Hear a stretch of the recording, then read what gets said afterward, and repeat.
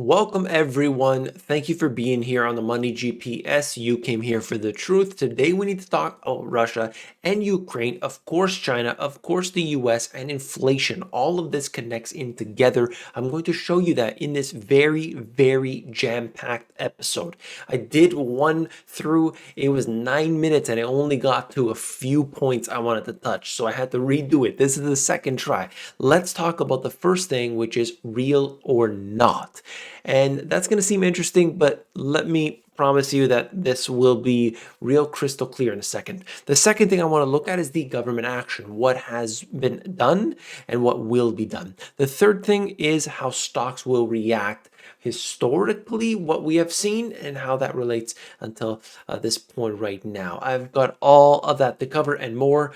Let's begin. Starting right here, US and Europe cut some Russian banks from SWIFT. This is very important, right? You see it at face value, you see the headline. That's interesting. But what's real? Well, we'll talk about that in a second.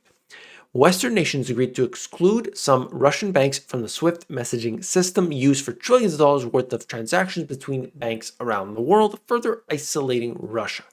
We got that. The second thing here is that the nations said that they would also act together to impose restrictive measures that will prevent the Russian central bank from deploying its international reserves in ways that undermine the impact of our sanctions. So that's the second thing. And of course, that second part there, the central bank, now things are getting interesting. Okay, it's not just, putting sanctions on Putin, who doesn't have any real assets, according to the documentation. This is different. This gets into another level. But when we're talking about these banks, let's look a level deeper, because most people are just going to read the headlines. They're just going to hear the talking points. A decision by Western nations to exclude some Russian banks from the SWIFT messaging system used for trillions of dollars worth of transactions was announced. This is where they say that the move is aimed at Russian banks that have already been sanctioned by the international community. So what? So nothing. It's nothing. They haven't done a single thing. Oh, we're going to put sanctions on Putin. We're going to put them on Lavrov. We're going to put them on the banks that already had been sanctioned previously. Nothing. Now, the central bank action, that could be something. This right now is when you know you've got to watch out, because what we get, the information that we get, you've got to understand what's real and what's not. Charting the global economy, war driving inflation and growth risks. They talk about oil, we know that, but a level deeper. Wheat and fertilizer. Already we are experiencing extremely high prices, and here we go into a level deeper. This is important. So in here, they're just talking about the different scenarios of what could happen, severe, moderate, and mild, breaking it all down in terms of the sanctions, the Russia impact, Europe impact, and so on. What would happen? What would the disruption really bring about? I'm not going to go through it all because, of course, you'd fall asleep. But I think it's important to understand that right now, there has been no indication whatsoever, and in fact, they've mentioned this, that they will not stop the gas from flowing in sort of a measure to say, oh, Russia, we're going to cut you off from all that money. They're not doing that. They've made that known. But they say we're going to take a different route around. I don't think it makes any sense that they basically take these ceremonial actions and yet talk real tough. You're not really sending the right message, but that's a whole different story. Looking at this, Ukraine grains shipment. You could look at it all, and I think it's important to see what's been happening because, as they say here, Ukraine and Russia together account for more than a quarter of the global trade in wheat, as well as a fifth of corn sales.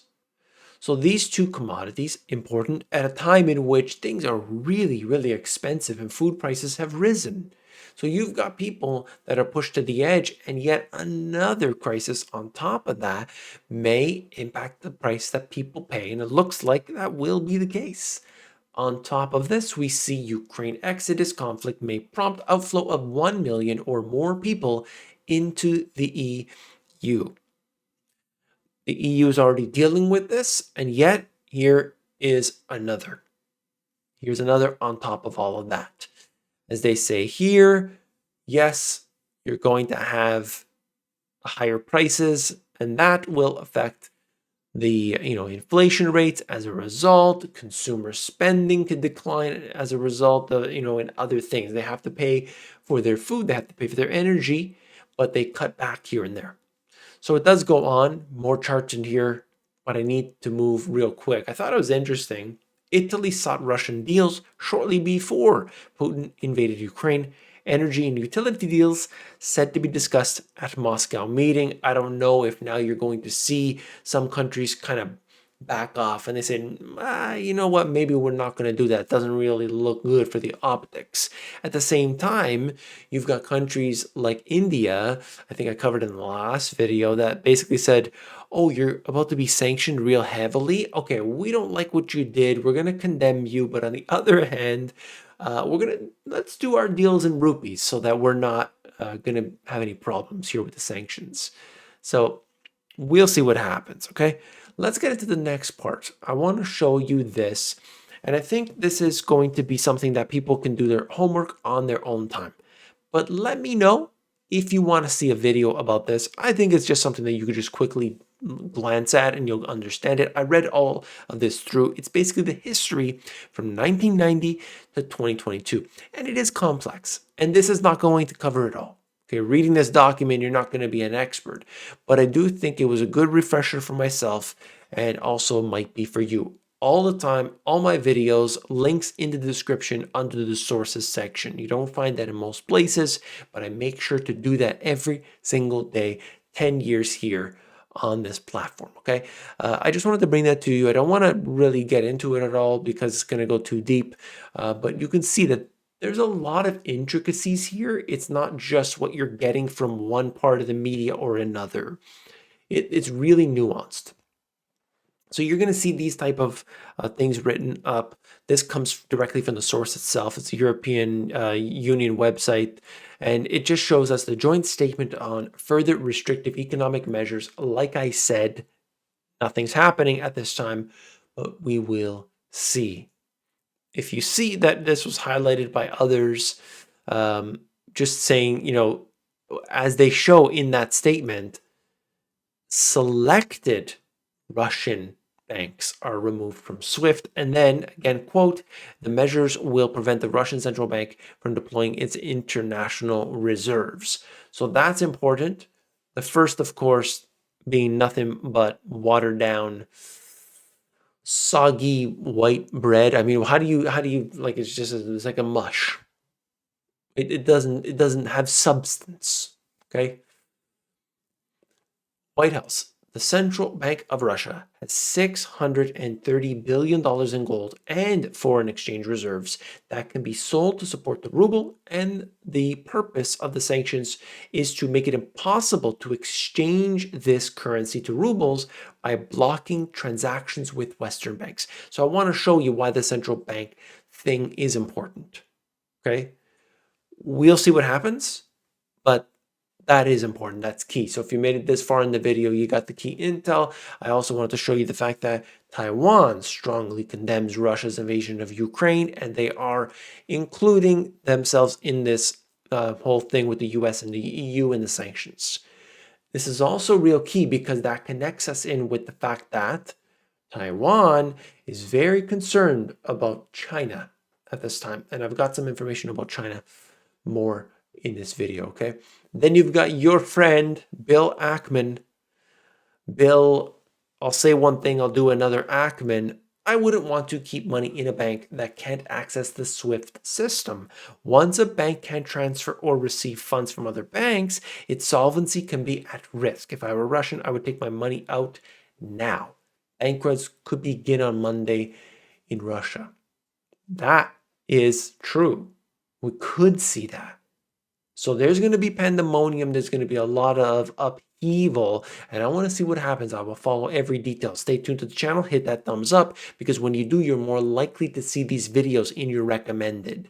It is yeah, that's a whole different story, okay? You gotta subscribe, even though they keep on subscribing people from the channel.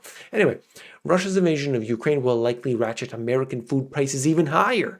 This is one aspect that I don't think people realize. They're saying, that's a problem over there. No, it's a problem for you. This is why people need to be aware of all of this information I'm trying to bring to you. I'm not saying dollar cost average, that's a solution to all your problems. Please, people, realize how this all interconnects. And the reason I mention it, my delivery might not be fantastic, but I assure you, if I'm talking about a subject, it is very important. Maybe not today, but I've been able to see through that lens and channel that information and bring it to you. Cracks emerge between Beijing and Moscow as two Chinese banks restrict lending. Understand that these two countries, they've been joined at the hip, but reluctantly, in a way.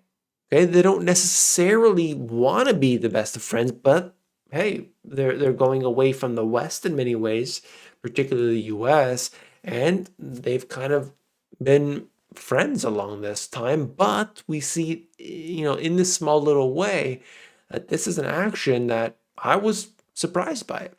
A share of Chinese imports from Russia, 2021. This is the percentage term, so you see it, that wood at the top there being 17%. They are big partners, okay? There's no doubt about that. Mineral product, animal, vegetable fats and oils, paper products, and so on. But I do think that their partnership has increased over the years, all right? There's no doubt about it. This is related to Poland. Special announcement from the National Bank of Poland due to the increased demand for cash. The bank informs that it will have sufficient reserves to cover the demand, because people are rushing to the bank and they're pulling their cash out in Poland because they're seeing people coming across. They're dealing with their own issue being up on the border. And so they're just issuing that statement saying, hey, don't worry, everything's going to be okay. German gas supply by source, Russian pipeline gas, 32%. That is big. That's big. So watch this very carefully, and Germany obviously being one very important country in all of this. This is related to Swift, and you could see what happens here. I don't have the time to cover it. Swift traffic by region based on daily averages and number of messages. It just shows us here, and I think it's important for us to understand Swift. If the Russian, the whole system's going to be cut off, that's not at the time. So I will bring that up in further videos to talk about that if we see any further detail. All right, no transition. Let me get into the next one. Some people are triggered by the transitions. I know. So let's just look at this. This is the S&P, and the returns around wartime. What happens? Well, it shows us Korea, Vietnam, Gulf, Afghanistan, Iraq, and Ukraine back from 2014, Crimea. And it just shows us what has happened around that time. And by the way, it's not just, it's not just one event. Other things happened around these times, but it gives you some insight anyway. And oftentimes, especially if it has nothing to do with American soil, stock market goes up. Okay? But I want to note the fact that, and I had some other material that I wanted to show you. But anyway, we'll look at this just quickly. Days of easy speculation look numbered in war-shaken stocks. They're just talking about the fact that, Bloomberg is, the fact that we see that, one thing after another, and this is definitely increasing volatility as measured by the VIX index, by the MOVE index, by, all these different things. We have many different measures.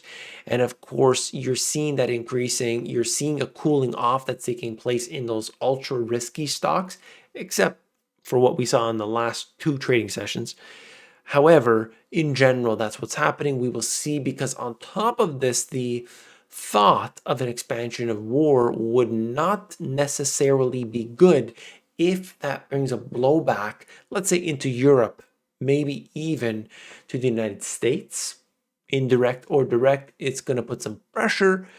But historically, War has not been, at least in more recent years, war hasn't been necessarily a big negative, but more wars in recent years haven't been anything like what could happen in these cases here. So I would say remain diligent and vigilant, and always be aware of what's happening for yourself, for your family. Take those actions today.